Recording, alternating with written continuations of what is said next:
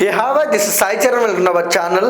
Young rebel star Prabhas గారు and Sandeep Reddy Vanga వీళ్ళిద్దరు కలిసి ఒక స్పిరిట్ మూవీ అని చేస్తున్న మాట అయితే మనకు తెలిసిందే. అండ్ సేమ్ టైం ఈ సినిమాలో సీరియస్ కాప్ రోల్లో చేస్తున్న మాట కూడా మనకు తెలిసిందే. అండ్ తెలియంది ఏంటంటే ఈ సినిమాలో వైష్ణవి చైతన్య ప్రభాస్ గారికి చెల్లిగా చేస్తుందా? ఈ మాట అయితే ప్రముఖ వెబ్సైట్లో అయితే చాలా వెబ్సైట్లు అయితే రాస్తున్నారన్నమాట. అండ్ ట్విట్టర్లో కూడా trending topic. And Vaishnavi Chaitanya baby సినిమాతో ఎంత పెద్ద స్టార్ అయిందో మనకు తెలుసు.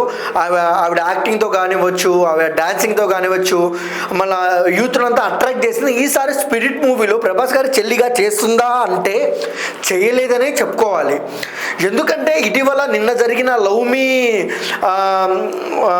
ట్రైలర్ లాంచ్లో అండ్ ఒక యాంకర్ క్వశ్చన్ అయితే అడిగారు అనమాట, మీ స్పిరిట్ మూవీలో ప్రభాస్ గారు చెల్లగా చేస్తున్నారంటే ఇంతవరకు మూవీ టీం అయితే వచ్చి నన్నైతే అడగలేదు, ఆ మాట అవాస్తవం అని అయితే క్లారిటీగా కొట్టి అయితే వేసిందనమాట.